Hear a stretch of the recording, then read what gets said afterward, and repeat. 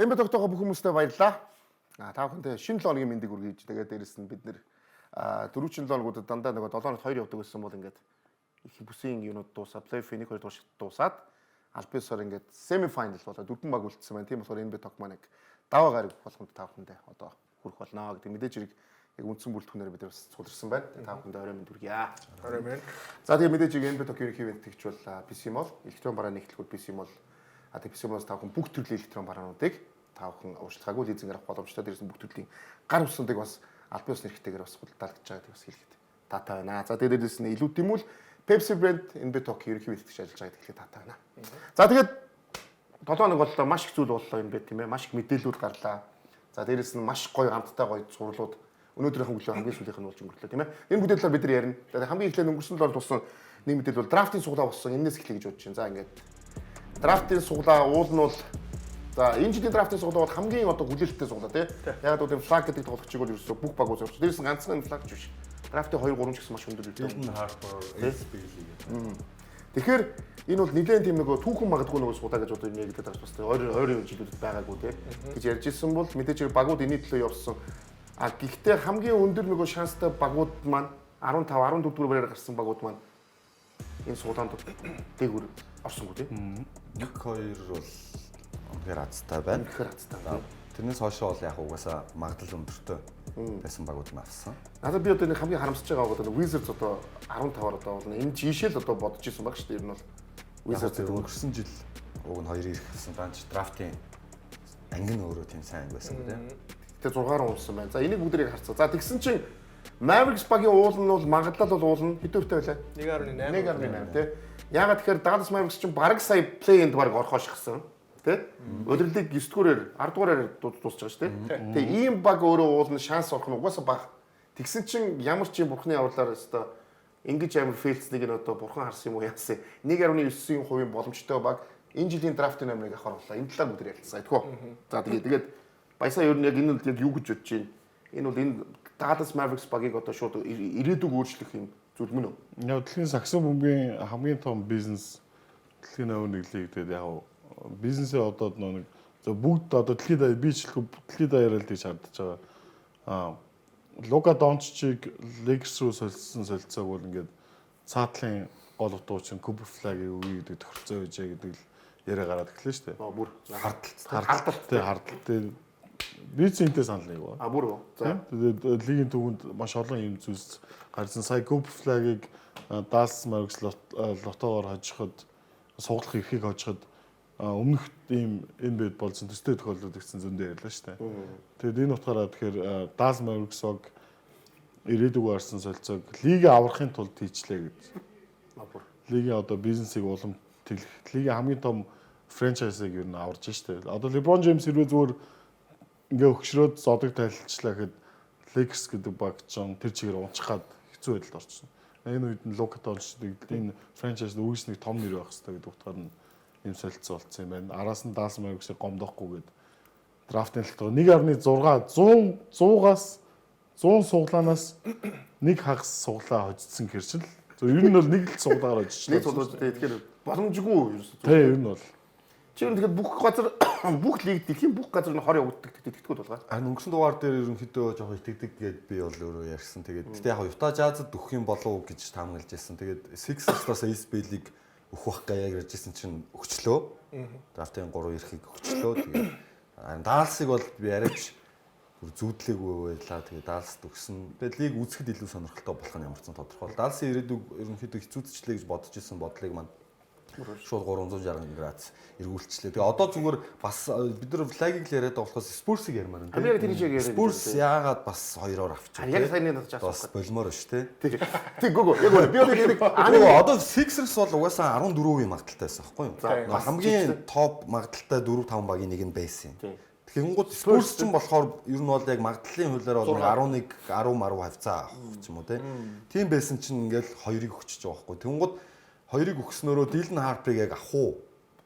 За SB-ийг авах юм уу эсвэл солилцоо гэх юм уу тийм? Солилцоогоор Giannis-ыг авчираад бүр завартах гэдэг. Тэгээ энэ драфтын эрхийгээ Стефан Касл масалтайгаа өгөөд тэгээ яг Фоксо холбогч орон тоглуулах юм уу гэдэг ингээд бүр хардталтуу дахиад цаашаа ургуулад яваад байгаа. Би бас наадах ч бас ярих гэдэг. Өнгөрсөн жилийн бол драфтын номерыг авсан баг. Тэ?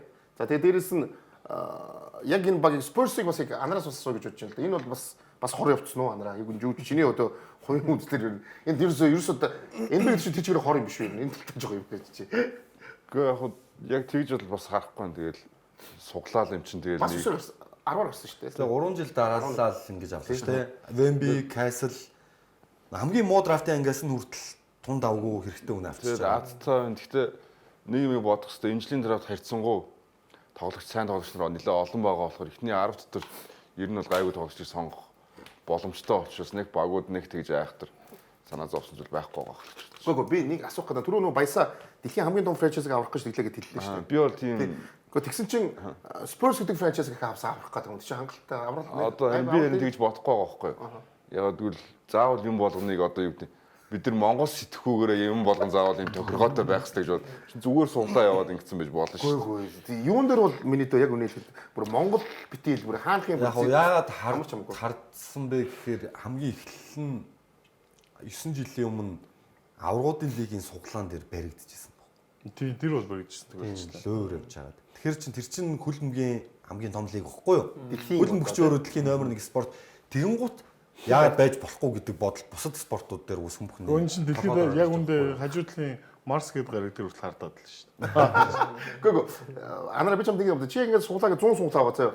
Чи гараа ингээд суглаад авчихад чи 100 удаа гараа хийсэн ч тэрийг олж авчихдаггүй. Яа тэр аврагын лигийнх дээр бол Яг суглааны бөмбөлөг байгаа шүү дээ тий. Суглааны бөмбөлөг аврагын лигийнх дээр бол суулсан бөмбөг хүйтэн бөмбөг ганцаараа. Таних тэмдэг нь. Тэгж баригдчихсэн. За тэгэхээр энд чинь суглахгүй. Бүр цаанаас нь ингэчлээ гэлдэг чи гаргаад. За яг суглааныхаа бичлэгийг бас харуулсан л байлаа л дээ. За яг тэрийг бол яаж одоо үед бол тэрийг өстө яаж хийж болно нэ Бичиж өөрчлөө яаж ч болд юм бүр. За тэгэхээр одоо яг тэр тал дээр нэр драфтууд юм болоо. За дэлхийн хамгийн том франчайзыг аваржээ. Дээрээс нь аварчээ гэж. одоо өдрөөсөө амар сайхандаа жаргажээ. Тэгээ яг хоо Derrick Rose-ыг энэс баг chance дээр л Chicago Bulls соглоод авсан юм байлээ л дээ. 1.8% биш 1.7% дээр Chicago Bulls Derrick Rose-ыг суглаа авч ирсэн юм байлээ. Тухайн Derrick Rose-ыг лөөрчлээ гэж ярьж байсан бол би бас яг сонсож байгаа юм байна. Тэгээ ямар ч байсан үзэхэд бол маш сонирхолтой. Тэгээ Nico Harris-ны одоо нөгөө бичиж байгаа түүх нь ингээд үргэлжлэх болчлоо. Тэгээ тэрийг нь үзэх маш таатай байна. Одоо драфтын суглаан дээр мэдээж энэ багууд нөлөөлж чадахгүй байхгүй. Харин одоо энэ багууд ажилдаа орно шүү дээ. Одоо яг тэдгээр тойргийн тэдээр тим тоглогчийг сонгоно гэсэн драфтын 2-р тойргоор сайн тоглогчийг сонгож л байдаг. Jalen Brunson 33-аар аваад одоо ингээд NBA-ийн финал руу гарч ойрцсон. Энд дээр амбилын ялгаа гарч ин тээ. Энд нөгөө жоох хүүхдүүд гэдэг хизээч тийм байдгүй байхтайг өөртөө итгэцэн. Чоогон хүүхдүүд Манай дотор одоо баясаа дотор бүх юм үзээд мэдсэн 40-ийн өрөө тэгээд толгошод Бодон дэж болчлоо. хамгийн жоохногоо яаж байна? Хамгийн амар үг нь амьдралын ялгаа гэж. Хоёулын энэ ялгаа гэж. Гүйгөө яг үнэндээ бол тийм. бид ялгаа юм уу? Ялгаа юм уу? Та хоёр ерөөсөө ойлгохгүй байгаа. Бүх юм зүгээр хор байдаг гэдгийг та ерөөсөө ойлгохгүй. Энийг чи тийм. Нэг хувийн шанстай баг авчаад байна. 1% шүү дээ. Яах вэ? Тийм юм байсан юм байж. За. NBA-ийн дус их амаргүй Амаргүй. Тийм бахаа ойлгож бид хоёр ойлгож байна. Үргэлж юм хүүгчихгүй цагаанараа л байгаараа. За одоо өнөөдрөөс Бостон бүгдээ 1-2-ийн тоглолтын суурлын хамгийн сүүлийн тоглолт тийм ээ. Үздэг гоо. За ингээд 6 тоглолт тийм ээ. 5 тоглолтын бол мэдээж Бостон Celtics талбай дээр бол Tatum гүүгээр хожиж авсан байсан. За 6 тоглолт мэдээж New York Knicks-д бол заавал очих хэрэгтэй тоглолт. За тэгээ Tatum хаалгаанд орсон ч гэсэндээ багтаагаа хамт New York Knicks руу очсон байлээ. Тэгээд буудлаасаа бас энэ тоглолтыг багтаагаа хамт байж үзсэн байлээ. Walt Frazier Никсийн домог сонсон тий. Сая Никсийн ер нь домгууд үеийн домгууд нь ер нь ирсэн тий. Бүгд ирсэндээ Холливуд плей-офф төрөлтөнд дандаа ирдэг шүү дээ. Яг гоо энэ бүр том үйл явдал байгаа. Ойр нөгөө бүсийн финал. Бараг Бостон аваагаар дөрөв NBA-ийн финал бараг харагдаад байгаа болохоор. Гэхдээ яг энэ талаар ярьсан би яг байгаагүйс өмнөх 2 дугаар ихтэй яг ярих гэж утсан. Юу ихлэхэд цуврал ихлэхэд бүр Нью-Йоркийг дэмждэг одоо хамгийн том аналистууд гэж боддог шүү дээ. Стефен А. Смит ч юм уу те. Юу гэж хэлж ирсэхээр зүгээр л ганцхан юм л хүсэж байна. Юу гэвэл зөв битгий шүүрдүүлээсээ нэг гэн хожил авчих юмсан гэж ярьж ирсэн шүү дээ. Стефен А. Смит гэж хэлж ирсэн байхгүй юу? Нэг гэн хожил гуйж ийн Бостонгийнхан гэдэг өөрийнхөө юм дээр те. Угаасаа хож бүр 100 хожигдно. Гэтэ манайх нэг л битгий шүүлдүүлээсэ гэж ганцхан юм үсч чинь нэг л хожид өгчих гэсэн юм чи нөгөө баг нь юу вэ? Энийг л би энэ хамгийн бол хийж байгаагүй байсан байна шүү дээ. Нёк Никс хожиж гэж боосон дээр ер нь тийм нам байсан болоо. Ер нь цөөхөн байсан баха. Тийм. Улиралд нэг ч хожоогүй байсан. Тий. Тэгээд тий. Энэ бол дэлхийн бүх нөгөө аналистуудын баг юу гэдсэн гэдэг юу хэлсэн Яг тэгэл энэ плей-офф төр чигтэл тэгж юм л да. Одоо энэний өмнөх зураг дээр ч гэсэндээ бас эсрэг баг энийг баг ялахгүй гэсэн аналист өгсөн. Тэрийг бас хэдэл одохгүй ярих баг. Тэгээд яг зөв гимтэл гэж ярихаасаа илүү бас өмнөх зураг дээр ч гэсэндээ босс хэлтгс бас жоохон таарах юм байна да тий. Тоглолтын арга барилыг өөрчлөхгүй багтаа ч юм уу. Иймэрхүү зүйлүүд яригдчихсэн гэдэг маань өөрөөс босс хэлтгс энэ үлрэл жоохон асуудалтай байсан гэдэг нь бол илтлээ л да. За тэгээд энэ бол угсаа энэ бол ихтэй үнэхээр хитрхи одоо юутай. Зураг тоглолт бол үнэндээ л үчүүн байгаад Үзүүл шүү дээ. баг шүүрцэн гэдэг тоглолт тийм ээ. Ямар ч тийм үзүүлэх ярих юм байхгүй тоглолт. За тэгээд юунуудыг бид нар статистик бид нар харж байна. Гэхдээ яг нь бол за Нью-Йорк гэдэг хотын хувьд энэ бол дэндүү том баяр. Амар. Яг бол сүүлийн 25 жилд анх удаа бүсийн финалд орж байгаа тийм ээ. Энэ баярыг Нью-Йоркод яаж тэмдэглэж байгааг бид бүгд YouTube-аар хангалттай харсан байх бүх юугаар. Үнэхээр энэ тэг ямар үнэхээр сагсан мөнгөний хот юм бэ гэдгийг бас харсан баг тийм. Нью-Йорк Никс гэдэг баг ягаад одоо дэлхийн хамгийн саяны бодлол хамгийн одоо өндөр үнэлгээтэй тийм. Баг нь амжилт үзүүлэхгүй байсан ч энэ баг тэргүүлдэг тийм баг байсан гэдэг утгыг. Тэгээ Нью-Йорк Никс баг өөрөө сайн байх нь NBA-д бас ямар ашигтай вэ гэдэг нь харагдаж байна тийм. Ерөөсөө ингэдэг шүү дээ нөгөө Нью-Йорк Никс Нью-Йоркт очиод хүмүүсгээ бизнесээр уулзах юм бол хүн хамгийн нөгөө хүндэтгэлтэй хүмүүстэй Нью-Йорк Никсгээ тикдэг өгдөг. Ерөөсөө тийм тийм хамгийн гол юм бол Нью-Йорк Никсийн билетийг үзүүлдэг тоглолтыг үзүүлнэ гэдэг тийм том бизнес төрөл хамгийн том юм юу. Тэгэхээр бүгд энийг одоо харин за тийм болохоор энэ бол Нью-Йорк Никсэнд баяр хүрэх хэрэгтэй байна хадгаасаар. Энэ бол 25 жил бүсийн финал гэдэг чинь их удаан хүлээсэн юм байна шүү дээ. Никсийн фэнүүд бас баяр хүргэе тийм. Баяр хүргэе тийм. Монголд Никсийн фэнүүд нь хэрэг байт юм бол Эндээ хамгийн том баг гэгддэг ч гэсэн тэгээ сүүл ер нь юу аян багтаа байгаа. 2000 оноос хойш ер нь хамгийн нэг бүтэл муутай л баг байгаа байсан шүү. Энийг NBA Talk ярьсаар ирсэн. Яагаад болдгоо юм бол тэгсэн чинь ямар ч юм амжилт бол гаргачлаа тийм. Тийм том франчайзыг бас том одууд бас яа сонгож өгч байгаа юм те. За юм дээр ярил л да. Нью-Йорк Никс талаар ярил л да анараа. Ер нь. За энэ бол бүгдээ тий ерөнхийдөө жоохон байж байгаа бид хэрэгтэй нөгөө Celtics талаар ярина. Нью-Йорк талаар энэ сургуулийн талаар. Яг хоо Нью-Йорк Никс яг энэ сурал дээр ямар ч тийм гинт битлийн асуудал байсангүй. За энэ бол мэдээж давуу тал. За тэгээд яг хоо Boston Celtics-тэй тоглосон сурал дээр яагаад хожигдсан бэ гэхлээр ийм зүйлийг ярих хэрэгтэй баг. Илүү плей-офф тохирсон тоглолтыг би Нью-Йорк Никс үзүүлсэн болов гэж бодож байгаа. Тэрний юу гэхлээр яг half court offense-тэй тэгээ юм байрлсан хамгаалалт тоглоом дээр тоглолдог. За тэгээд тэндээсээ буртаал бороо илүү дайрсан тоглолтыг арай илүү хийсэн болохоор тэгээд Нью-Йорк Никс ялч өөрөөсөө хамгаалалт сайтай ба энэ хамгаалалт сайтай багт нэгт ордог. Тэр ч утгаараа хоцсон болов гэж би харж шүү дээ. Би зүгээр их гэдэг л да. Энэ жилийн юу NBA бол тэр чигээр өөрчлөгдөжлөө. Энийг бид ярьдаг гэсэн. Гэхдээ энэ жил бүр яг албан ёсоор батлагдлаа гэж хэлмээр байна. Одоо энэ дөрвөн баг гараад ирлээ. Энэ дөрвөн багт бидний юм таамагт эхний дөрөвт гарч ир гэсэн таамагудаас юу яг энэ дөрвөн багийг нь гаргаж ирсэн баг бол энэ байхгүй байна. Яг өгсөн байгаад. Гэхдээ нэг нь өгсөлөхгүй дөрвөлэг гэж аахгүй. Яг дөрвөлэг энэ дөрөв бол гараад ирнэ гэж таасан бол тэр нь байхгүй байна. Дэлхийд байхгүй гэж хэлчихээд. Ягаад бол энэ яаж өөрчлөж чигээр нөгөө шинэ залуу одод тэдний prime эд үеийн ирж гин гэдгийг шууд харуулж байна. Бидний нөгөө мэддэг LeBron, KD, Steph, Kawhi хэм бид энд алин чалга. Залуу баг. Дандаа залуу багууд. Бидний ганцхан NBA Talk-оос бүтэн юунд хийсэн багаас нэг л баг үлдсэн байгаа байхгүй. OKC гэдэг баг л ганцхан үлдлээ. Гэтэ OKC баг бүр 7 тоглолт гаргаж иж үлдлээ тий. Тэгэхээр энэ талаар ярих хэрэгтэй байна л да. За одоо харин бүгдээрээ Celtics-ийн юунуудыг харъя. Celtics нэгэд ингээд энэ удирдлын дуслаа. Уулнууд өнгөрсөн жилийн аваргууд. Тэгээд сүүлийн жилүүдэд нэг юм тодорхой бол энэ аварга хамгаална гэдэг ямар хэцүү юм бэ гэдгийг тий. Бид нар бол ярьсаар байгаа.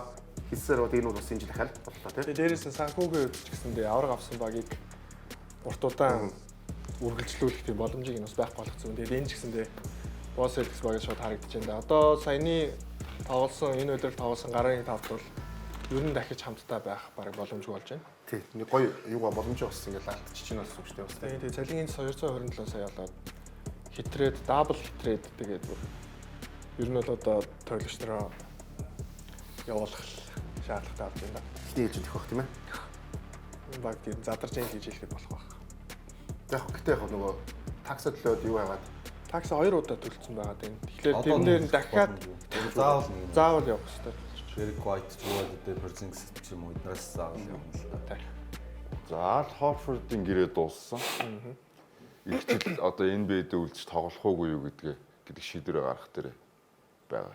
Тэгээ Хофорд бол багтаа бол одоо нэг ветеран минимумаар сүлдэх боломж байгаа шүү дээ. Тэгээ яг одоо Бостонд захиад нэг жил үдчихэж тийм үү те. Маш бага цалингаар $2 сая орчим уу тийм ээ. Одоо өдөрлийн ихэнд бол Jason Tatum тоглохгүй. За тэгэхээр одоо Jason Tatum-гүйгээр эх үлрэлийг эхлүүлээд бас плей-оффын байрыг хадгалаад явах юм даалгавар бас байгаа.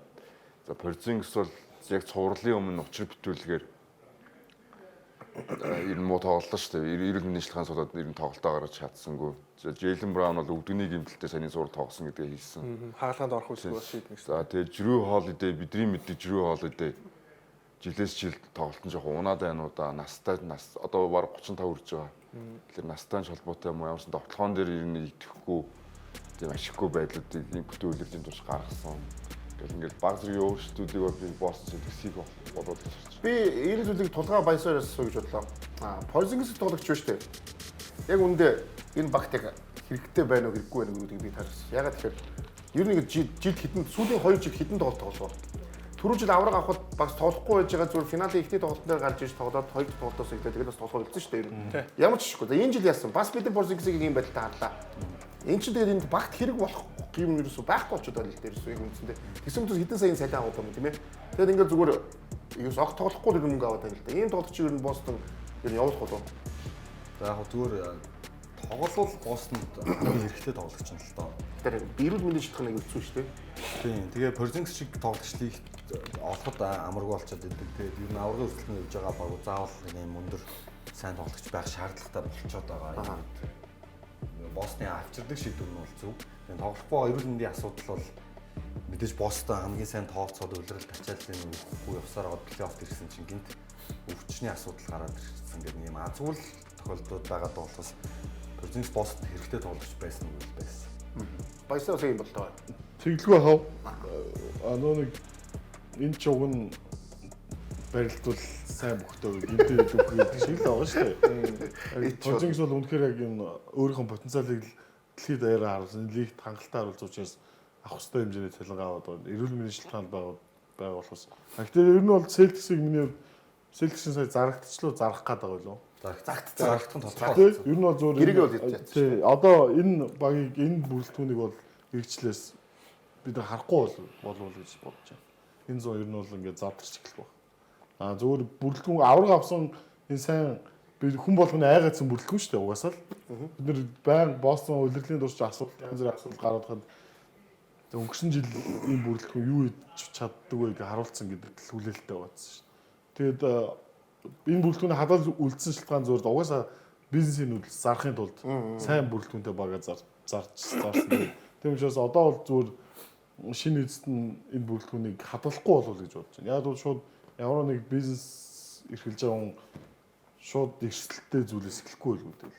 Тийм бодол байна. Тийм учраас цоо шин Celtics-ийг ирчл харах бол Tatum-ыг авч үлдээд Brown-ыг явуулдаг ч юм уу. Бүгд тэр одоо Дорнтын ахад дараагийн сул руу орно. Гэтэ нэг гэсэн. Ер нь драфтын 1-2 ингээд хагас финал байхгүй болцсон юм ер нь NBA-ийн төгөөд хэрэг байд юм болоо тий. Одоо хагас финал аль нэг нь 1-2 дугаар баг нь тий. Хоёулаа байхгүй болчихлоо шүү дээ. Энийг бүгд бас харах хэрэгтэй байх тийм ээ. 1-2 дугаар нь хоёулаа финал хагас финал байхгүй болцсон. Дорнтын баяр тий. Тэгэхээр одоо Cleveland Cavaliers Boston 2 байхгүй болчихлоо шүү дээ. Би болохоор Boston дээр зүгээр яг нэмээд бараг үлрэл сүүлийн удаага ярьж байгаа юм чинь Boston дээр нэмээд хэлэхэд бол дасгалжуулагчаасаа л эхлээд солиосоо гэж бодсон. Drew Holiday муу тоглолт бол надад дасгалжуулагчтай л холбоотой санагдсан. Дасгалжуулагч угаасаа тоглоом дээр бөмбөгөх ойлцсон. Derek White-д хэтэрхий их мэдлэгсэн. Тэгээ Peyton Pritchard, Derek White хоёр сүүлдээ залтан дундаасаа шийддэг болцсон байлээ тийм. Үзэхэд үзүүшгүй сагс тоглосон. Энэ багаараа угаасаа. Тэгэхээр би бол дасгалжуулагч дээр хамгийн том бурууг өгөөд байгаа. Тэгээд ер нь бол тоглолт цувралын ихний хоёр тоглолтод халбаадаа хожигдоогүйсэн бол дараа нь Tatum гинтэй ч үгүй ч үгээд бүх зүйл өөр бол явна шүү дээ. За бүгд тэр одоо тэгвэл Индиана Cleveland-ийн 5 дахь тоглолтыг үзье. За Индиана бол 3-1 гэсэн амжилттайгаар Cleveland-ийн талбайд орчихсон тийм ээ. Магадлал нь бол энэ тоглолт дээр бас Cleveland маш амар өндөрлөө байсан. Тоглолт хийхэд. Яг тэр Мичл бас тоглосон эргэлтээсэн болохоор Индианад магадлал нэг байсан л да яг энэ тоглолтын дээр. Мичлийн өмнөх юм дээр Хожих магадлал нь Индиана илүү байсан ч юм. бэрхтэлтэйсэн. Мичл ч гол нь гимтэлтэй бараг тоглохгүй гэдэг хүчээр тоглосон. Ер нь 2 дугаар хагас доглоод өвцөн шүү дээ. Доглосоор бол дууссан. Захтай уул удирлыг маш гоё. Хэвээ. Удирлыг бол үнэхээр дэндүү гоё туссан багш болно тий.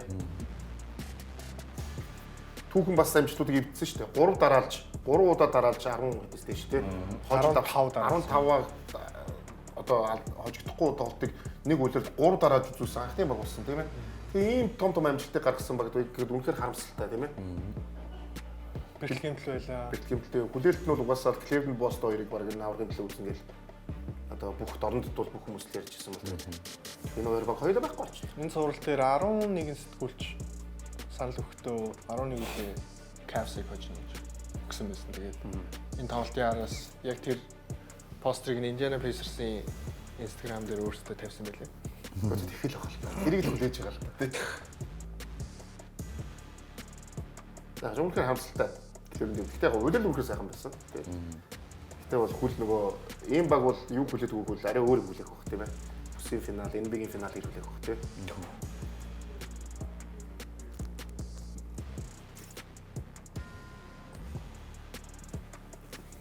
За 2 дугаар хагас ингээд ирэхэд Индианаг Тэг барьсан тэ уг нь. Мичл Хантер. За харин эсгээрээ бид нар Индианаг ярих хэрэгтэй байх тийм ээ. Индианаг нэгсэн сургалт ирлээ.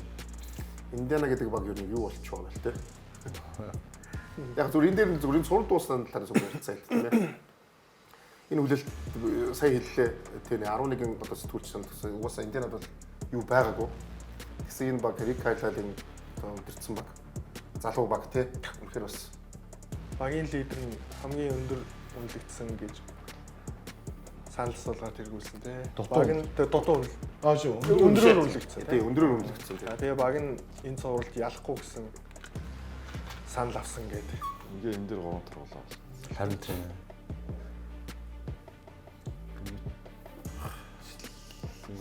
Энэ сурал дээр ямар их ядарсан Ингэж алдахгүй юм ч биш дээ тий. 3 шаталт алдахгүй шүү дээ. 106 100 гэдэг чинь. Яг хаа дараа нь нөхөд завшнаас ахиж шидэд оруулжлаа гэн тий. Нөгөө талд 8 парт 3 оноо тоглолт гаргацсан л та.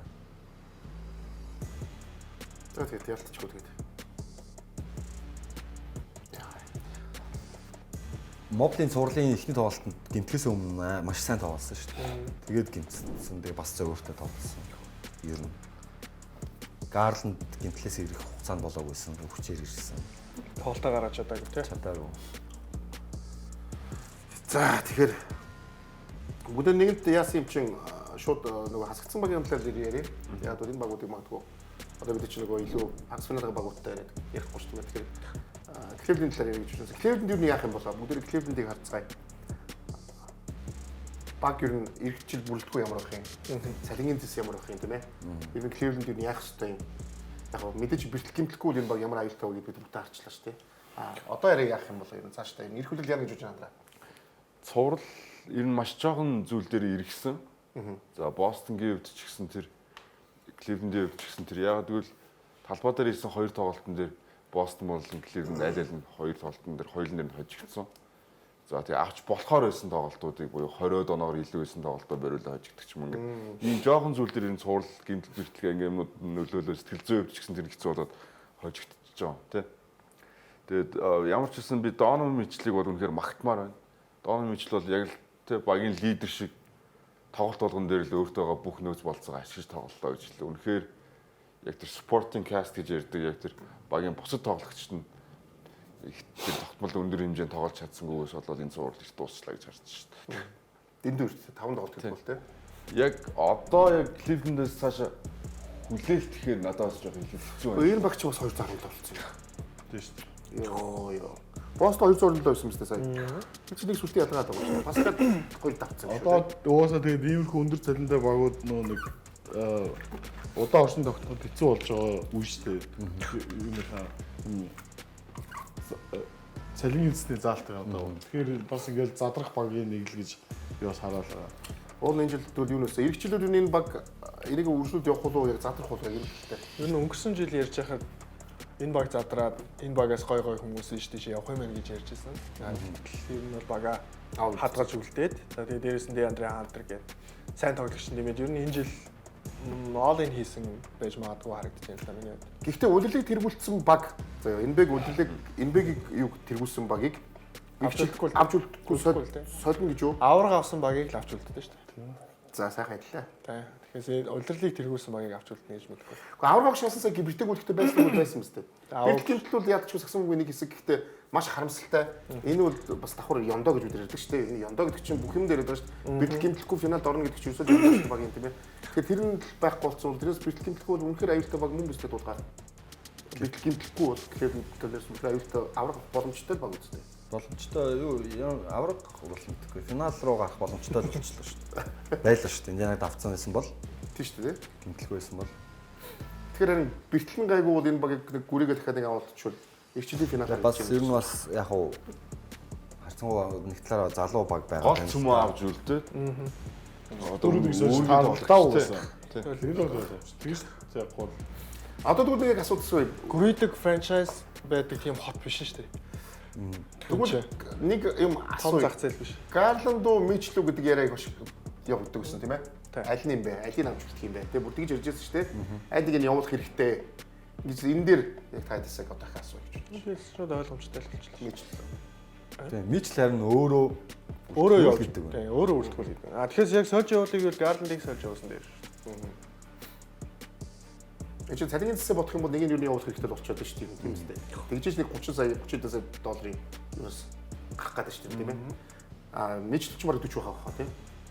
Мичлүү 40 гараа явцсан байх. цалин уу? Тийм. Гарцсан шүү Тийм. Тэгэхээр ч 30 40 гээл Гарландыг тэгэл Жард Аллен малын гэл хүмүүсээс алдаж эхлэх л хаалт. Жард Алленыг бол орлуулж болж магадгүй санагдчих ш надад бол. За Кливленд дээр өөрийнх нь байрыг яриад хүмүүс ихнийх шиг усаа тэхөө. Амар дээр ирэх юм байна уу Кливленд дээр? Яаж байгаа вэ? Шууд ажиллаж байгаа юм шиг. Амжилттай үйлрэл байсан. Тэгээд шилдэг цэцгүүлжүүлэгчтэй 66 жил чинь амархан биш шүү дээ. Тэгээ тийм маш өндөр ажил те. Тэгэхээр бүгд дээр Кливленд гэдэг ингээд дуусгая даа. дээ. Ямар цаа. За тэгээд хэсгээр өндөр бүгд иргээ уулзцаа энэ бид хамт уулзсан.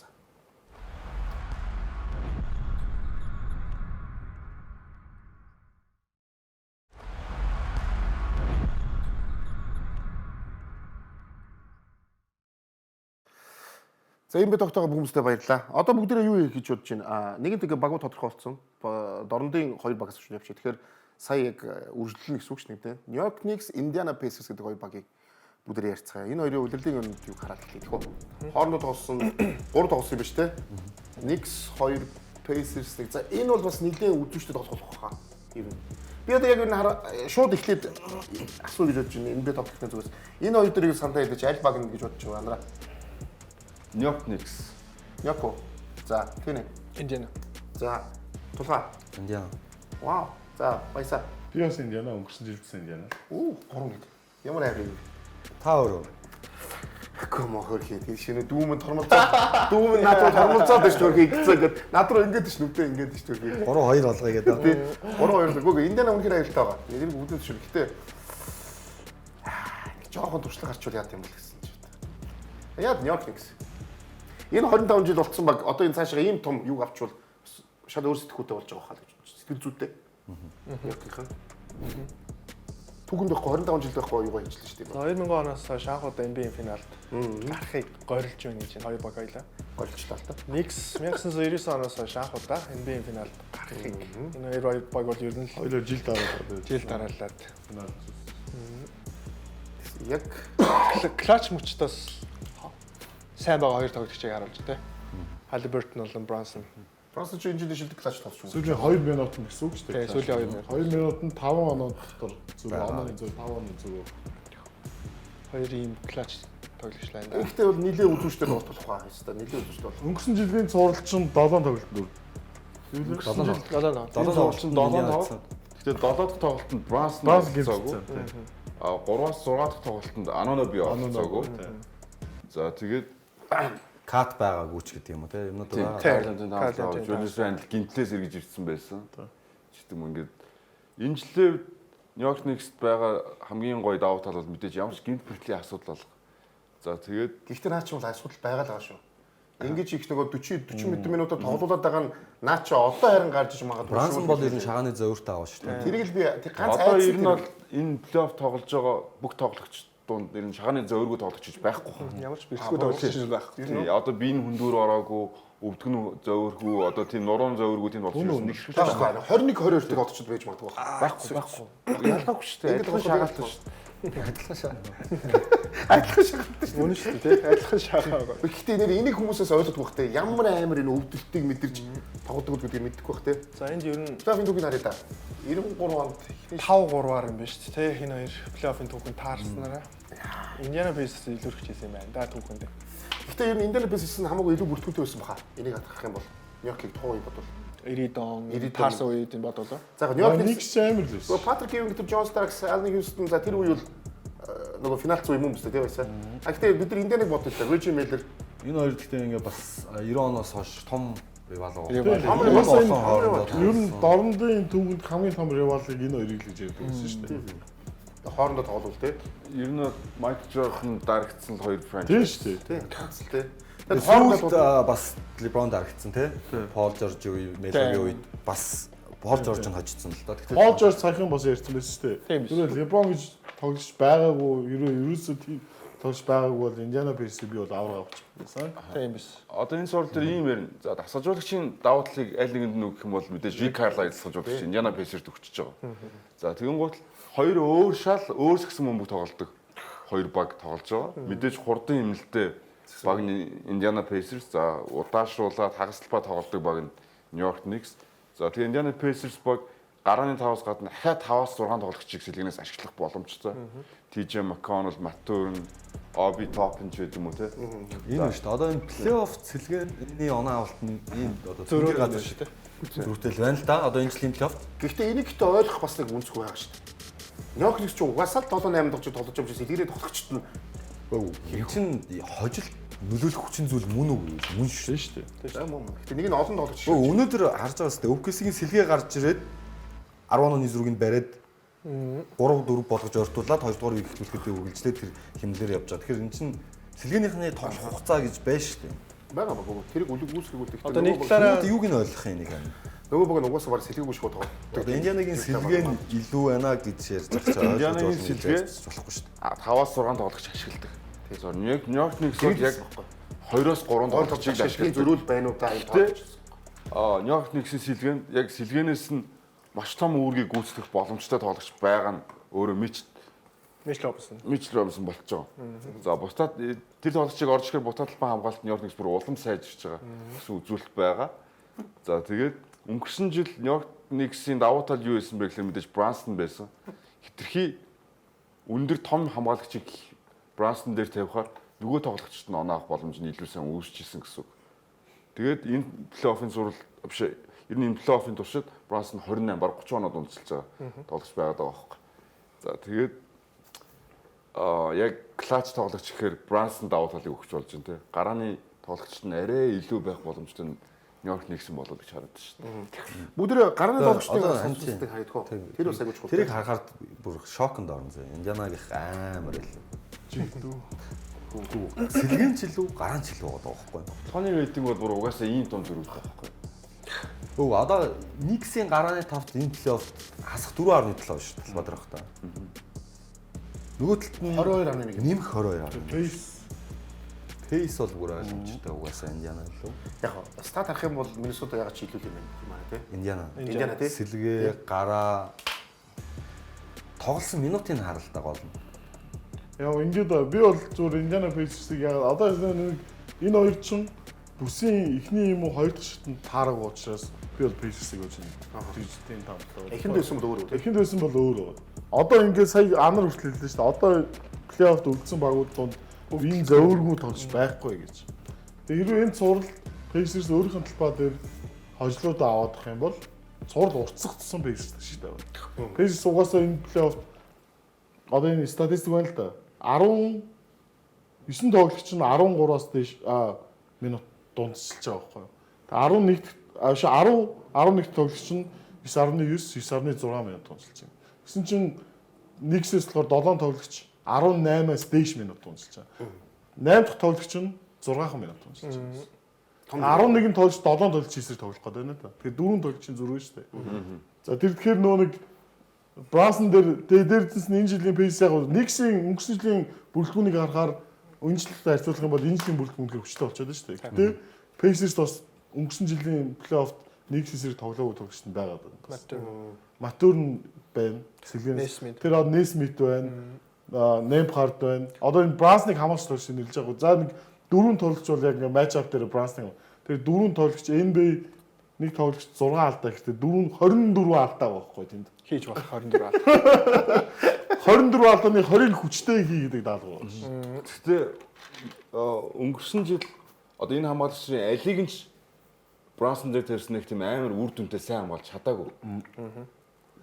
Тэгээд 7 тоглолт гарсан 7 тоглолтын дээр өөр Брансон байгаагүй. Тэр 7 тоглолт танд үр дүн тэр байгаа даа. Ягаад Баясагийн хэлж байгаа зүв бэ гэхээр одоо та нар плей-офф дээр ажилласан бол Индиана Пейсерсийн тэр бүтэн талбайд тэр дарамттай хамгаалж байгаа бол үнэхээр сайн болоод байгаа байхгүй. Тэгэхээр Брансныг яг үнэхээр за 48 минутаа байхад юм тоглолтын ихэнх мөчөд ингэж урагшаа бүтэн талбайд хамгаалах юм бол араас нь нөгөө нэг хин гарч ирж шүү дээ. Та нарын дургуйч юм лээ. Пейн гарч ирж шүү дээ. Энд байхаас өмнө гэдэг. Одоо Индиана Pacers өөрөө гараанд нь 2 найруулагч байгаа байхгүй юу? Nembhard, Halliburton бөмбөгөө хуваагаад аваа авчдаг. Тэнгууд сэлгэнээс TJ McConnell гэх 3 найруулагчтай байгаа бол Knicks бол ерөөс ганцхан найруулагчтай байна. А Josh Hart-ийн ассистууд яадаг вэхээр өөрөө самраас аваад хурдан товтлохонд бүтэн талбай туулаад нөө дэмжиж орж ирсэн тоглогчтой зүгээр үж төгсгдгөл болохоос ш нэг Josh Hart 5 ассист дундчилж байгаа гэдээ бас яг одоо плеймейкер тоглогч гэж хэлэхэд хэцүү шүү дээ. За Michael Bridges бол угаасаа плеймейкер биш. Anunoby тэр хоёрын тоглолтын арга бол угаасаа адилхан. За Karl Anthony Towns яг үнэн гэлээд энэ плей-оффт хүлээлт нь хүрэхгүй байгаа шүү дээ. 20 онооны дундчтай хүрэхгүй 19 оноо дундчилж байгаа. Шидэлтийн гүйцэтгэл нь 20% тай. 3-аас 20% тай шидлээ буурч шүү дээ. Улирал 40-оос дээш хувьтай шидчихсэн тоглогч гэдэг. Ингээд бодохоор Knicks асуудал байгаа байхгүй. Би бол зөв Boston муудаа хожигдсан гэж боддог байхгүй. Knicks бүр онцгойдоо биш. Тэгмээд Индиана бол нөгөө талд нь хинэн хаагуур яаж товтлох нь эсрэг баг уншиж хамгаалахад амаргүй.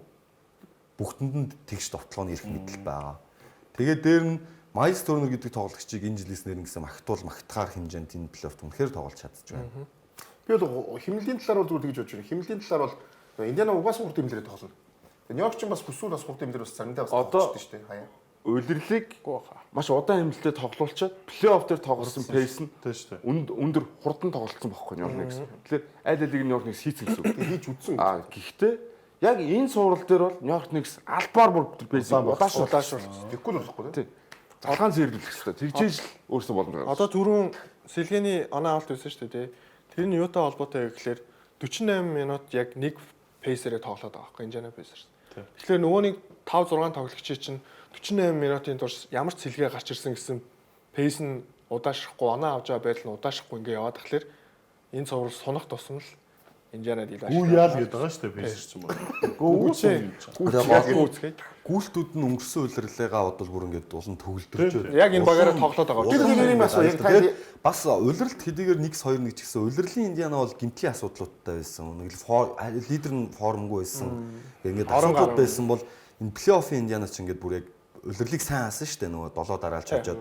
Тэгээд тэр формороо ингээд төгөлдржөө цуурлаас цуурлалтанд тоглолтоос тоглолтод улам аюултай болоод тэгээд ороод байгаа учраас Индианаг илүү аюултай баг юм байна гэж өндөр үнэлээд байна. Тэгээд энэ цувралын яг X factor надад бол Turner cut гэхээс илүүтэйгээр Anunoby Siakam хоёр болох уу гэж бодоод байна. Энэ хоёр яг нэгээ хуучин багийн амтрагчид ерөнхийдөө матч ап дээр их таарах байх. Тэгээд энэ хоёрын хин сайн тоглолтыг үзүүлэн тэр нь бас давуу тал авчрах болов уу гэж найдаж байна. Би зөв асууч ерөнхийдөө плей-офф тэр багууд ер нь улирлалт тоосноос илүү ер нь ихэнх багууд ер нь ерөнхийдөө нөгөө пейсээ удаашруулад хамгаалтан дээр илүү зонхлоод ер нь хамгаалт нь аваад авчирдаг гэдэг үг гэдэг чинь. Тэгдэг үл яг хурдан имлэр тоглодог багуудын хав бас одоо Golden State Warriors гэдэг ярьж болно л доо. Маш хурдан имлэр тоглож аваад авч ирсэн тийм ээ. Ер нь хурдан имлэлтэй маш их гүйлттэй тий. Сагсан үедээ 3 шиддэг сагсан үг байсан. Энд дээр нэг тэр тэгэхээр энэ юу бол алдахгүй байх тийм ээ. Тэр чигээр маш хурдан алдахгүй тий. Угаасаа ганц давуу тал нь тэр. Сүүлийн 2-3 жил ярьж штэ. Pacers-ийн ганц давуу тал нь ерөөсөө тэргээд. Тэгээ энэ жил нөө тэр Pacers чинь өөр багууд даваад гэлсэн Cleveland Cavaliers давцсан баггүй юу Pacers. Тэгээ Pacers-ийн энэ улирлын pace, плей-оффын pace хоёрт 1.7 оноочлоо нэг баг шиг жоо унжаа. Тийм мэдээж өрсөлдөгч богуудын хамгаалтаас цааж эхэлж байна л да. Гэтэл Knicks-тэй харьцуулах юм бол яагаад гүүхэл баг болчиход бүр маш их гүүх. За бүгдээ юуг харъя. Одоо бүгдээ дараагийн сэдв рүү оръё. Одоо өрн төсвөг оръё. За тэгээд Golden State Warriors Minnesota гэдэг систем дээр болчих юм л да. Дивинчензогийн хайлайтууд гараад байна шүү дээ. Би таамаар байсан шүү Яг тэгсэн бодсон. Тэгтээ Өөрөө амлал авсан шүү дээ. тэгсэн чинь бас яг тоглосон чинь тийм биш юм лээ. Хамгаалалт бол үнэхээр ёо. Арай сул байсан баг нь яг үнэхээр Lakers-лээс Lakers байсан байлээ. Тийм байлээ. Миний дүүгийн үнэн байсан. Lakers бол тийм хүчтэй хамгаалт Монгол байхгүй шүү дээ. Хамгаалахгүй шүү дээ. Тэгсэн чинь тэгээд хамгийн хүчтэй хамгаалттайгаар тоглолцсон юм байлээ шүү дээ. Тэгээ үнэхээр тэндээс нэг арай гэж гарч ирээд тэгэл эхнийхээ тоглолтын дээр тийм боллоо доо. Тэр бол үнэхээр нөгөө түрүү яг хэлдэг. Одоо өвдөхгүй тоглогч нэгч байхгүй байгаа гэдэг юм хэллээ шүү дээ. За 4-1 4-1. Тийм л гайхалтай тоглолт. Тэр шөлөө шүтэлт 89% та шидэж байна гэдэг бол бас том зүйл. Тийм л. Гэхдээ би бол зүгээр хувь үзэхэд бол дүгнэхэд бол тийм надад бол нөгөө яг өмнө анар хэлжсэн. Хьюстон уу Миннесотаг асууж байсан шүү дээ. Тэгэхэд бол нөгөө Хьюстон гэдээ хэлжсэн. Хьюстон илүү хэцүү гэж анар хэлжсэн шүү дээ. Яг үнэн л надад Миннесотатай хэл тосон Миннесот хамаагүй амрах байсан. Кори гинтэй байсан нэр гэсэн шүү. Хьюстон хамаагүй үнэ. За. Julius Randle лийн тоглолтыг юу гэж бодож байна да? Гац байсан шүү дээ. Үнэхээр би бол яг сая чинийхтэй санал нийлж байгаа шүү дээ. Үнэхээр энэ солилцоон дээр бол Миннесота бол алдаагүй юм байна гэдэг би яг энэ Lakers-ын тоглолтыг үзээ. Дээрээс нь юутай тоглолтыг. Юу хамгаалц бол боломжгүй байгаа. Ерөөсөө чөлөөтэй тоглолт. Маш тоглохын өндөр өвттэй байна. Тэгээ дээрээс нь маш өндөр байна тий. Өөрөө. Тэгээ нөгөө Миннесота дутагдаад байсан нэг эсрэг нөгөө биеийн хүчний тий айсоо тий тэр тоглолтыг нь авчирсан тий. Кат бол ер нь шидэгч байх гадээсээ хөвчлэн тэгвэл Randle бол лүг бодогтаад талбараа орж алдаа авч тоглож байгаа. Бүгд юу арч идэггүй. Одоо угсаа Golden Warriors ихад бас энэ үйл дээр ярихгүй юм бүгд Golden Warriors-ийн их жилийн Яах вэ гэдгийг те. яах вэ гэдэг. Энэ чинь бас 170 сая. гайгүй юм шүү. Джеймсгийн 3.6 сая цол хангалттай тоглосон юм байна. Тийм шүү дээ. Энэ үйлдэл бол хангалттай байхгүй. Гэхдээ тэр Сантсыг та нараар 2.2 хангалттай. Постыг та нараар руки тоглож 1.9 саяд бол энэ үйлдэл бол хангалттай сан тоглосон шүү. Амар өссөн шүү. Маш сайн. Наад иргэжид одоо ихтэй аюултай өндөр. Бади хилдийг харалтаа бас 9 саяар л тоглож шүү дээ. Тийм шүү. 9 саяд бол бадил хангалттай байсан. Энэ үйлдэл бол Илүү авах хэрэгтэй шүү дээ. Сая бол илүү авахаар л тоглол. За энэ бол ихтэй нэлээд өөрчлөлт хийх юм. Golden Warriors албаас бас зарс энэ хийсэн шүү дээ. Энэ 100 бол нэлээд ажилланаа гэдэг. Би бол одоо энэ бигийн хамгийн том одоо үнэлгээтэй баг Warriors. Энэ бигд те. Тийм болохоор энэ баг бол мэдээж Stephen Curry-гийн байгаа үед бол бас ахиж гац зүйлийг хийх байх гэдэг бол 100% хэлтэй байна. Тэгээд Steph барыг 60 сая, Jimmy Butler барыг 55 сая. Тийм. Хоёр тоглогч нэг 110 сая авчихаар цалингийн 100 сая ивцэн байна л да. Тэрийг тойруулаад сайн баг бүрдүүлэх ер нь л одоо боломжгүй болоод. Нааш тааш явуулах хэрэгтэй байна. Одоо тэгэл нөгөө Kuminga те эдрийг одоо явуулна л да. Гэхдээ Kuminga-гийн гайгүй бас нэг үнэн үржил хурцгуулаа гэж бодож байна. Сая бас ер нь бол ирүүл байгаад юу ах юм бол бас ямар ч асуудал оноо боломжтой гэдэг энэ бол хангалттай авсан. Хоос алдаг юм уу? Одоогийн хоос алдчихсан юм шүү. Тийм билүү. Би тэгж бодлоо. Энэ ч дуусчих үгүй бүр. Тийм баха. Сая Багаас хамааралтай шүү. Мүүдитэй гэрээ өгөхдөг юм ингээд өгөхсэн баха. Sign and trade гэсэн байсан шүү. Тийм билүү. Одоо ер нь хоосон л алдах. Гэрээлээ тэгээд солилцсон дараад. Одоо тэр яг хаа Warriors-ны ийм ярьсан байна л да. Одоо Warriors-ийн яг энэ сагсан бөмбөр нөгөө жижиг тоглолтыг сагсан бөмбөр ингээд дуусч байгаа. Warriors магадгүй энэ 100 хийх шаардлагатай зүйл нь багийн илүү жоох өндөр болгох. Өндөр тоглогч нарыг та болох гэдэгсэн байна. Энэ дээр юу гэж харж байгаа. Одоо багуудын хамтлагаа дандаа л Denver ч юм уу, Minnesota ч юм уу ингээд дандаа багуудаа өндөр бариад байгаа шүү дээ. Golden State яах вэ энэ дээр? Одоо надад асуулт нь San Antonio Spurs-с хойш ер нь хамгийн амжилттай байсан Dynasty гэж хэлэх юм бол Warriors-ийг хэлнэ тий. 6 финалцсан. За тэгэн гут Steve Kerr цэцэлжүүлэгч одоо энээс өөр юг нотолж харуулах хэвээр юм. Цаашаа ажиллах мотивац байна уу? Альсгүй өөр баг дээр ахаад очиод нэг шин чаленж эхлүүлэх юм уу ингээд ерөнхийдөө тасгалжуулагчийн карьерийг бас төгсөл хэсэг рүү оруулах юм гэсэн зүйл байгаа байхгүй юу? Би тий одоо нэгэд одоо ахиж Warriors гэхгүй юм шиг нэг зүйл хийж үзсэн. Уус энэ би токет бас хөтлөгчийн давуу эрхийг ашиглаад. Энэ намаа сая ингээд манай багийг хожигдоход бол энэ шар хувцастай багийнхны хүмүүс их баярлсан л да. Тэд тусмаа Америкт байгаа миний бас нэг хизээ нэг зэтгсэн эмбэ тогтох суужсныг бүдүүн залуугийн тэр залуу мол их юм битсэн. Тэгээ би найзтай бас хэл хандаж хэлчихсэн. Бүтэн удирдах байгаа намайг шогсон байхгүй. Танах 11-т байвал дээшээ гарч ичээ яриараа. Тэ? Тэгсэн чинь ямарсан тэр баг нь ямарсан өөрөө чинь багаас бол хамаагүй илүү яваад бүр дараагийнхаа шатанд нь гарч ирээд тэгээд хожигдсон болохоор ирэх үлрэл болтол надтай бит юм яриараа гэдгийг бас найзтай жаглаад хэлчихээ тий. За тэгээд бүгд нэшгээр дураа бүгд хэлээ. Би нэг уусаа хэлхийг хүссэн юм. Баг айдууны Үгүй сая чи Стив Кермерийг яриад Жими Янс Мансыг ярихгүй юм. Янсыг ярих гал би бол зүгээр тийм дотоохонд итгэхгүй байгаа. Яг Янс Синтер гэхдээ бүх багууд л юу ярьж байгаа шүү дээ одоо. Бүх багууд сорих ч. Тэр Янс гэдэг гэхдээ Боломжийн талаар ярих. Гэтэ чи 102 тоглолч 110 сая доллар болчиход байгаа баг дээр ахаад Янис ирэхэд бол юу их бол. За одоо яг цаадаа чамаас яасан. За дараагийн хэсэг болоо. Тэгээ тэр 3 тоглолч чи цалин 150 60 За болио. За буучсоо бууч. хэсэг рүү дараагийн явуулцгаа.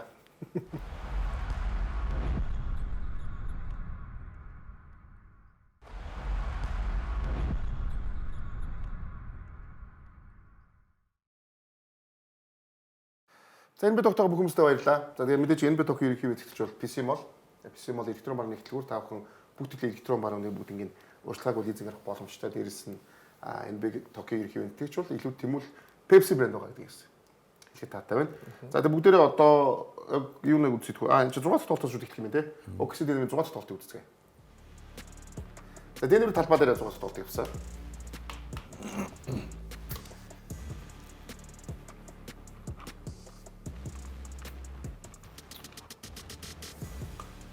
Shit hard.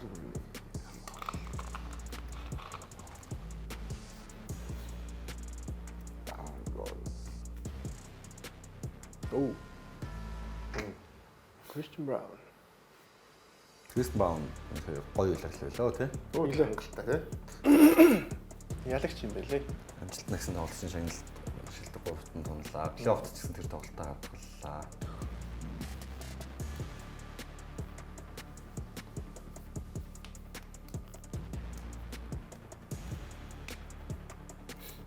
Тоглолт бол хэлнэ лээ. Нэрийн тоглолт ч тэгээд. Ойрхон болсоор гал. Бүх тоглолт нь хамсаар болсоо тий. Нэг энэ хоёр чи би бас хоол хоцсон шүү дээ. Яг би зүгээр PC бүр 2 удаа. энэ нөгөө бас юу гэж 80 оноор очичлаа шүү дээ 2 тоглолтод нийлээд. Зүгээр юу гэж хэлж чадахгүй. Би нөгөө хэлэх гээд байгаа нь дэнэр бол маш тийм хүнд нөгөө плей-оффыг хийлээ.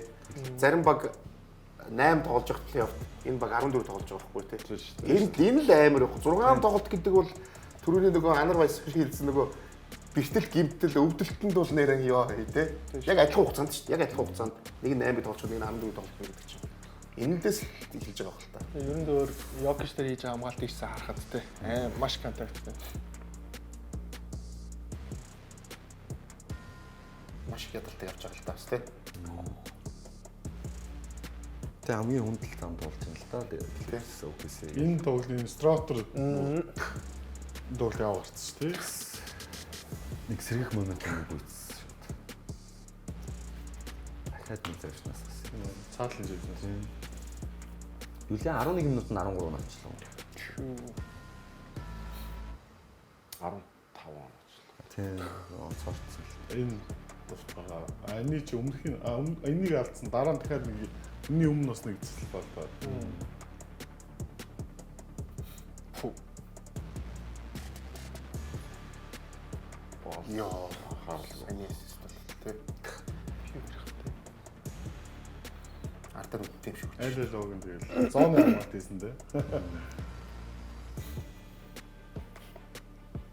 Дими юм байна гэдэг ойлгосон баха дээ гэсэн. Яг Денвер эсрэг зооны хамгаалт нь тэгэхээр хийцэн. Саксон тоглолт чиглэлтэй зооны хамгаалтыг ойлгосон үү? Тийм боо. Зүгээр шууд тэгээд тоглоод эхэлсэн тий. Хамгийн ихтэй юу? Тийм шүү дээ.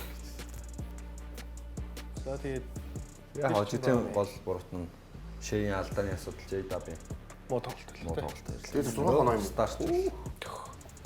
Зоон авсан. Оноо гэж. Хэрэрийн хамгийн муу оноо авсан. За бүгдээ тэгээд үржлүүд яг юу нүцээ. Дараагийн стат юм сарын. Туршдیں тий. Тоглолтын сүүлийн 26 минут. Чөлөө шилжилт нь дараа 9. Ахын тоглоо маш их тий. Энэ л юу яар гарсан юм шүү дээ. Яг зүгээр яг онооны зөвлөл оос төрч гэдэг. Өнөө тийм сонин зүйл.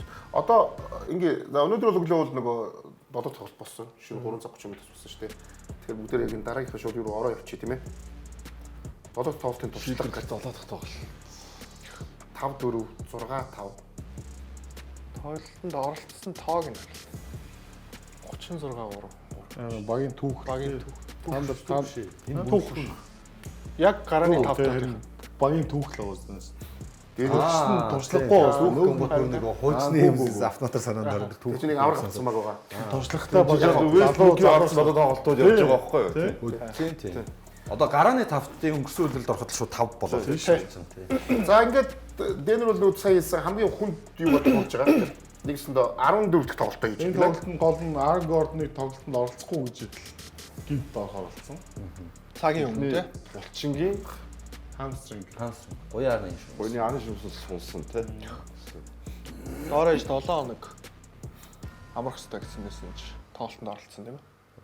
Кристен Браун үнэхээр супер хэлсэн тоглолт. Ордоо алдаатай. Яа, тоглолт ч гэсэн тийм. Тийм ихний үедэр 5 самбар авцсан. Оксигийн давуу тал нь талбай л байна да тийм. Уус нь ихэд бол тийм. Нөгөө талд нь туршлага илүү. Тий. Оксигийн талбай нь давуу талтай хэлж байгаа тоглолт шүү дээ тийм ээ. Өнөөдөр би JW гарч ирлээ. 23-5-7.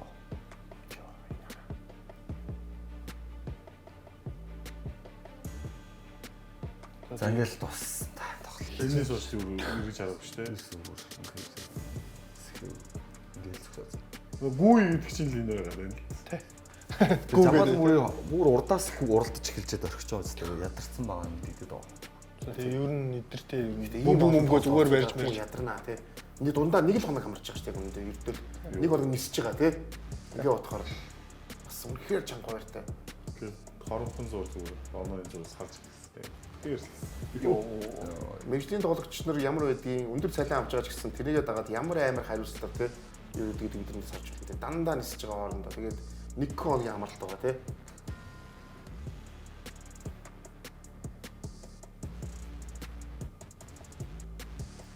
ингээл гараад.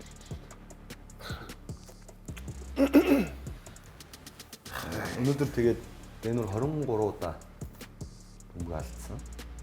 ΟКС 6 удаа бөмбөг алдсан. ΟКС 14 стил хийсэн. 6 удаа бөмбөг алдаж 14 стил. Нөгөө нэг өдөртөө яг амар үндсэн Нөгөө статистик. статистик гарсан. хожлын цөм статистик байгаа даахгүй бараг л. За ингээд ОКС гэдэг баг яг юунаас яг ганцаараа тий одоо үлрэлийн таамгаас ганц баг л үлдлээ шүү дээ. Бус гурван баг таамаг байгаагүй. Одоо юунд семифайнал төчилдөд бүгд гэж хэлж болно. Таамагаараа баг магадлал нь Хамгийн баг үстэй гурван баг гарч ирээд ОКС ганцаар гарч ирээ. Тэгээд ОКС-с 7 тоглолтоо хийж гарч ирж шүүс. Одоо тэгээд нөгөө төвлөх фаворит нь бүр улам л Нэг гэж гэсэн үг шүү. Ер нь бол Дэнер нагацыг болцол. яг энэ хүртэл явуулсан гол зүйл бол мэдээж туршлага. За тэгээд маш амаргүй гимтлүүд байлаа тий. Порто Жуниор баг нэг гартаа тоглосон. Нэг мөрөн баг болохгүй. За тэгээд Вестбрукийн зураг харин маш муу тоглолоо. Зургийн турш хасах 90 гэсэн тоо явж исэн байна. Бүр юу арчиж байгаа. Угаасаа Дэнүрийн нэг тодож байгаа яг Дэнүрээс яасан юм чи. Бүгд Дэнүрийн багийн эрх жилийн цалингийн зэс тий. Тэг бүцдэг харчих гоо. Хатаатай гэрээ тоглосон 200 сая юм биш. 200 юм уу? Энэ чи ер нь 200 сая шүү. Угаасаа л өндөр биш үү тий бас. Энэ плей-оффын багууд ийм л болчиход байна. Энэ дундаас чи хаавч баг гол төрч 170 баг баг нээсэн биш. 220 270 102 гэсэн чинь гол төр 170 байсан. Мэдээс 8-нд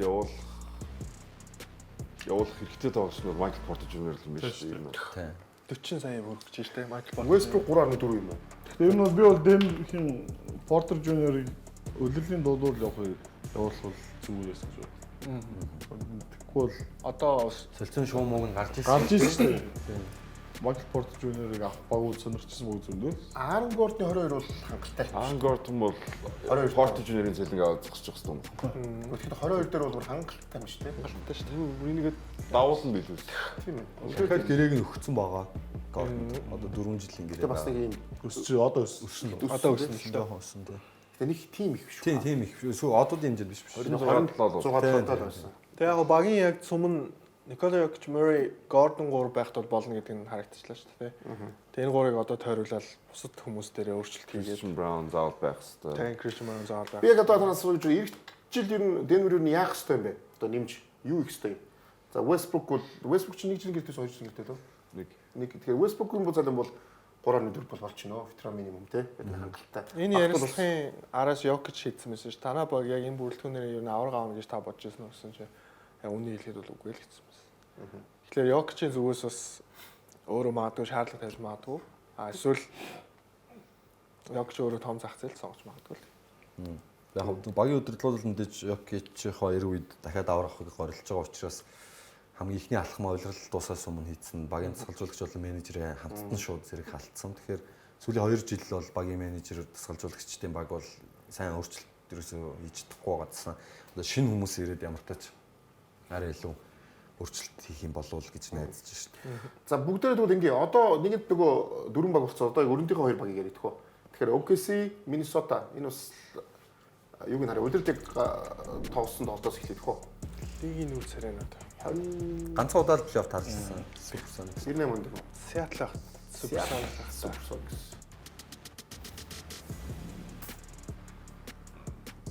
Юу нэмээ. Gary Payton, Sean Kemp.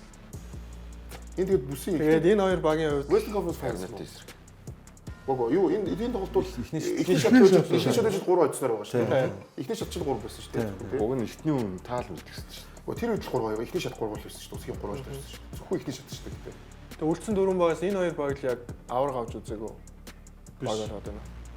Инжана байгаа. Инжана Миннесота байна тий. Авраг авч үзсэн ганцхан баг байна. Minneapolis. Тийм Minneapolis гэдэг Minnesota ороод байгаа юм шиг. Тэг яг гэхдээ Minneapolis орно шүү дээ. Яг энэ Minnesota-гаар биш шүү дээ. Нью-Йорк чинь төрүүлсэн. Яг чи 50 Нью-Йорк ганц юм байна. Нью-Йорк Minneapolis-ийг чинь зөвхөн Lakers руу орчихсон шүү дээ. Нью-Йорк чи 50 тооны нэг байхгүй юу одоо. Босн тэгээ франчайз даах удаа авраг авах боломжтой болж шүү дээ. Тийм байхгүй. Соёлт 2-2 юм уу?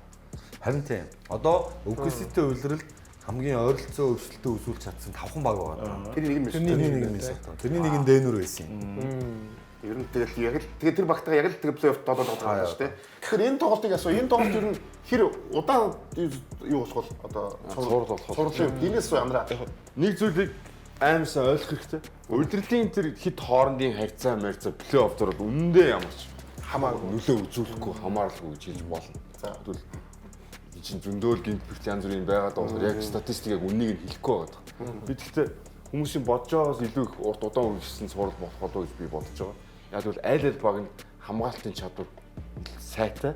Тэр нэг нэгнийгээ хамгаалтан дээр зовоох боломжтой. Тэгээд Антони Эдвардс гэж тоглогч бол яалтчгүй ямар ч багийн эсрэг тоглох чадвартай, сэтгэл зүйтэй юм тоглогч болохоор би бол нэг тийм амархан зурлал өгөхөсөд болохгүй байх гэж байна. Би энэ тоглолтын зурд ялгаагүй 7 тоглолт гарна гэж бодож байгаа. Бас шууд. За юу тэнэ. Аль баг нь тэгээд. Аль нэг. OKC үстэй. Гэтэ 7 дуу гаргах гэдэг юм уу? Тэр юу? Ер нь 6 тоглолтод OKC яаж байгаа хаа. Антони Эдвардс нэлээд л хэцүү байх болов гэж бодож байна. Бусад тоглолтууд шиг 2 хүн очдог ч юм уу тийм нөхцөл байдал очихгүйгээр Льюдорт юм уу Карусо Антони Эдвардсыг ганцаараа хамгаалж болох боломжтой болов гэж бодож байна. Тэгээ төвийн 2 тоглогч нь бол Julius Randle дээр бас очих боломжтой тоглогч нар бас байгаа болов гэж би харж байна. Тэгээд Йокичийг даваа гарцсан баг учраас Randle Inter дээр бол нэг тийм асуудал үүсэхгүй бол гэж харж байна. Тэгээд Gobert дээр бас байх хэмжээний тоглогч нар байгаа гэх. Match-up нь харах юм бол OKC-ийн хамаагүй илүү болоод нэг 4-2-оор юм уу OKC-ийг ялна гэж бодож байна да. Юу ч ихтэй Нью-Йорк чин 70-73 он 2 удаа. 2 удаа авсан юм шүү дээ. Би сая 50-д чинь 70-73 давар авсан юм шүү дээ. Тэр дуу аарч явж чинь. Юу тулгаг явд.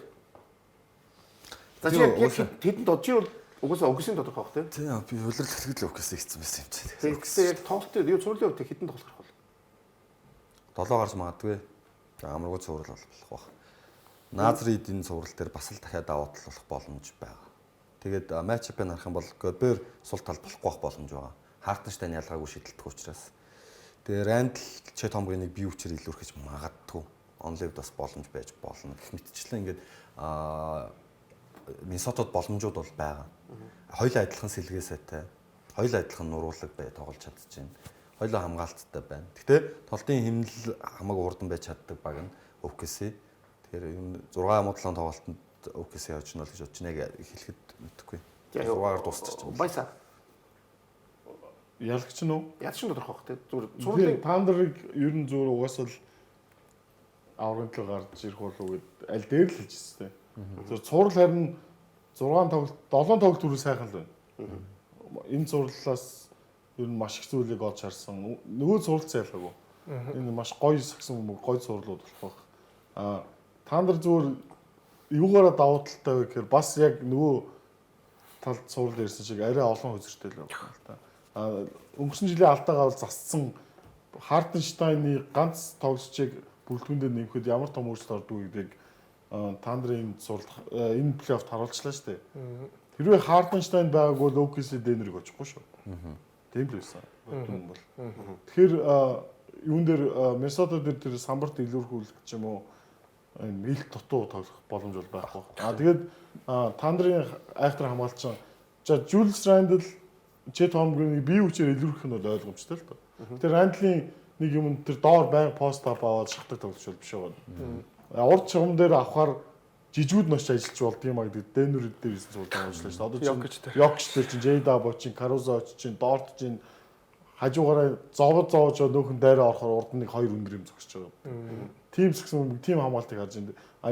Нөгөө талд нь Миннесотагийн хамгаалтсан маш гайхалтай байгаа. Өслөгч байгаа бодогтой талбайгаас оноо авахгүй тал дээр бол энэ плей-оффт хоёрт орж байна. Бодогтой талбайд өрсөлдөгч бага бүтэн илүүгч 2 баг 1-2-т явж байгаа 2 баг хоорондоо тоглож байна. Тэгэхээр зүгээр жинхэнэ хамгаалтын тулааны бид нэрийн зөвлөлт. Би зүгээр нэг юм заагаа Тандар 6 тоглолт гээ. 6. Би зүгээр нэг юм хэлсэн нөгөө Тандараас асуух гэдэг энэ NBA сүүлийн жилүүдэд ямар өсөлтөнтэй болж байгааг бид нэг юм зүйл мэдчих болно. Энэ жил ингээд энэ семифиналд гарсан 4 багийг харснаар NBA-д 7 дахь жилдээ одоо 7 өөр баг авраг авах болох гэж байгаа гэсэн юм. Тийм ээ. 7 өөр баг. 7 жилд хизээч нэг баг хоёр баг back to back хийж чадахгүй байна. Ямар ч дайнас дээр нь үүсэхгүй боломжгүй болчиход. Тэгэхээр энэ хэр өрсөлдөөтэй болж байгаа. Гэхдээ зүгээр нэг юм яваад байгаа. Энэ зүгээр асуулт шүү. Энэ жилийн NBA-гийн юу дөрвөн баг нөгөө LeBron James-гүү, Stephen Curry-гүү, тэ KD-гүү, юуггүй нөгөө нүүр царай гэж бид нар ярьдагсан. Тэдэргүй ерөөсө семифинал болоод финал болох юм шүү дээ. Тэр нь NBA-гийн үзэлт нь ер нь унах болов яах бол? Унахгүй шүү. Улам өсөхгүй лөө. Шинэ нүүр царай чинь хоорондоо тулах чинь. SGA дэлхийн түвшинд ярьсан шүү сая гэдэг. Харин дэлхийн түвшинд тэгээд Edwards SGA мужийн түвшинд яригдах юм байна. Гэхдээ тэг хамгийн гол юм ийм баггүй юу? Би асуулт сууж Биш хамгийн гол юм заяа. За одоо ингээд нүүр царайг ярьж байгаа тэр тоглолт ингээд дэмжижсэн хүмүүс ихнээс өнхрөөд гэж байгаа байхгүй юу? Шинээр хүүхдүүс акс үзэж хэлж шүү дээ. Тийм. Үнэн. Би сая зүгээр тайц асуусан. Энэ жилийн үзэлт ихсэх болов яах болоо? Одоо жишээ нь OKC-гийн фэн өнгөрсөн удирлаас эхлээд KD Westbrook-тэйгээ байсан одоо үлдсэн OKC-ийн дээр нэмэгдээд ингээд Shane фэн, Chet фэн гэдэг улам л том болоод байгаа маа Монголд л гэхэд. Тийм. Үнэн. Би зүгээр тэгээд дээр нь Индиана, Нью-Йорк чинь яагаад юм сонио асуулт бэ? Гоо юу гэнэ үхмээр байгаа. Надад сонирхолтой зүйл одоо хармаар байхгүй. LeBron гэлтгүү тэр чинь бүр ингээ Йокич, Янас те арын үеинч байхгүй байгаа шүү дээ. Цоо шиг юу Тэйтэмэр байхгүй болсон. Би зүгээр энийг яагаад гэсэн нөгөө юунд тэр тусмаа нөгөө Лос Анжелес бол айгуу тийм юу болчих шүү дээ, те. Маш тийм нэг яах гот гэсэн чинь сүүлдээ нөгөө митээгүй болсон чинь сүүлдээ нөгөө Лос Анжелес Lakers тийм тренер ажилд авах гэсэн мэдээлэл бүр юу болцсон явж ийн гэдэг шоолоодсон байхгүй юу? Ялт ярьсан байхгүй юу? Ийм тийм болоод энэ бүр гарах мэдээгүй болоо сүүлдээ бүр тийм мэдээ явж штэ тэгээдсэн байхгүй юу? Гоё өгшрэж баг. За сахад. Би цагааг хөвшгүй гэдэг бас тахын тий. Тэр чигээ өгшрөөрэй. Яг зүгээр маш гоё нэрээ түрний баясаа хэлдэг маш гоё хоёр Ягсан бөмбөг нь өөрөө амар гоё. Би тараас гоё зүгээр хин илүү болов гэж асуусан байхгүй. Тэгээс Стеф Леброноос их хүн үзнэ. Битээ сайн. Тийм байгаасаа гэж үгсэж чинь. Битээ сайн зөв. Угаасаа үзнэ. Угаасаа одоо энэ дөрвөн багийг бол бүр бүх тоглолтыг ихнээс гол дуусна үзнэ шүү дээ. Амар цогц. амар зурлал. Хоёлоо цуврал бол бүр гоё. Яг хөө зүгээр өвксийг сая Дэнүртээ таарсан үнэхээр зүг болжээ. Бэлдээд тийм. Бэлд үнэхээр бэлтлээ. Дэнүрт бол ян зүрээр 3 хожигдчих үдчихэж байгаа байхгүй юу? Тийм шүү дээ. Хожигдчих болох бүр ингээд. Бадар дуулж мадар дуулж. Тэгээд 7 дахь тоглолтод бас ороод үдчихэж байгаа. Тэгээ угаасаа өвксийн одоо цаашдаа яасан ч бүх цуврал дээр талбайд давуу талтай учраас одоо тоглолтод дахиад орсон ч дахиад талбайд Тэгээ угаасаа NBA токен зүгээс ер нь OKC-г ер нь энэ жил авраг авна гэдэг дээр ер нь их нь ер нь байсан. Тэр чинь Ямарсан финалд та OKC гэж бол хэлээгүй. финалд бол OKC батар авчихсан. та чи OKC техник шат авраг Golden State Warriors таарч бол баг. Амархан easy аргалаа сонссон гэж цаашаа би яасан ч тэгсэн ч тэгээ та надаас асуусан шүү дээ. Гэхдээ аль нь очих гэвэл ихтэй OKC очих л дэг би хэлээ. Үгүй бид нар ч асуугаа. OKC-тэй тааруу сайн шүү. Залуучуудыг бол гэхдээ яг эцэг амар гарчул их айтах юм байна. одоо долоогоор гараад тэр аваад хожлоо шүү дээ тэр баг Өө чи. залуухан сайн саннаа. Ади чи гэс бас Premier Sport дээр гарах тэр юу тоглоод байгаад таа. Йоо. Дөкөө ади худлаараа дөкөө. Өдөр болгоо. Бүгд дээр юу? Өдөр болгоо бүгд. одоо ингээл бүгд тоглолт. одоо бүгд шүү. За хязаа ихлээ. Хамгийн доод 5 гараг. OKC Minnesota-гаар эхэлж Гой. Одоо зүгээр нэг үстэй энэ амар юм дэмждэг баг байхгүй ч айгүй гоё ингэ таймс гэсэн үзэж хэлдэг юм биш. Ямар ч үгүйгээр Нас яваад өглөө босоод бол асуулт болсон шүү дээ. ямар ч үг. Чи гэдэг тэгж юм бас одоо ингэ санаа зовдөг байсан шүү дээ. Тийм байхгүй. Айгүй агар амар таймнаар Яг чигийн сакс яг чигдээ үлдэх байхгүй. ямар багийн бүх тоглолтыг үзсэн бэ гэдлээ дээр шаарлаад Бүх болов. би бүх тоглолтыг үздэг юм аа. Яг ёстой юм ер нь болол бүх тоглолтыг үздэг. Тэр бол миний бол ганц яг шүн нэгээс байх юм бол нэгээс үзээд 3-аас 3-аас үзээд 5-аас Ихэнх цагаа гаргадаг юм шүү дээ. тий. Саксыг бол яг яалтчгүй юм. Чи нэрээ үеэлүүд хоорондоо тоглох юм шүү. Тийм байлээ. Нэг Яг хамгаалдаг шүү дээ одоо. Шээ хоёр тий. Тэгээ тэрний хатлаас амар гоё хэлсэн байсан тий. Яг үе тэнгийнхаа ийм одоо үеэлтэйг ингээд хамт сагсан хүн тоглож гисэн амар гоё байсан. Одоо ахиж дэвшгэд айгуу гоё өрсөлдөөнтэй байсан. А гэхдээ энэ өрсөлдөөнд би угаасаа толгойг нь авнаа л гэж. Шээ ёо. Шээ тэгсэн гэсэн тий. За тэгээд нэг гоё юм энэ бетогийн зүгч гэсэн одоо дэмждэг баг гэж байхгүйсэн маш гоё саксан мөнгөийг яг гоё юугаар үзэх юм шиг тавуулаа тий. Нэг Угаасаа угаасаа сакс гэж үзсэн шүү. Та яагаад Чи дэмждэг өөрийнхөө баг болчихсон шүү. дэмждэг багтаа одоо шин Бостон байвал хүн Бостонгод илүү харж үзсэн шүү дээ. Чи тэгнэ үстэй яаж ч тэгнэ үстэй. Яг мэдээж тийм. Мэдээж тийм байж Бид гурав бол тэгвэл угаасаа Фидер- байгаагүй. Агуулт нь угаасаа байгаагүй. Угаасаа плей-оффыг гоё үзчихсэн. би уучлаарай. Тэг чи би буруутай юм уу? Танаа фиди тэр шалгачж байгаа би яга буруутай юм бэ? Гүү та өөрөө одоо ихнээсээ тавуулаа гоё үзье. Би дөнгөж одоо л миний хувьд сакс дууслаа. Тэгвэл би гэж яа. Гэхдээ энэ хүндийн хувьд ч гэсэн дөнгөж сая дуслаа. Гайхамшигтай. Энэ бетог улам гоё. Улам цаашдаа бүр гоё болох гоо. Хаадаг бүх хүмүүстэй баярлаа. Энэ бетогтой хамтаагаар залуусаа эх 7 хоногийн даваа гарагт бид нар хагас үнэний талаар бүр маш их зүйлийг ярих бах тийм ээ. хязгааргүй паспорт авах чаа баажтай баяр. Бодоогүй шүү.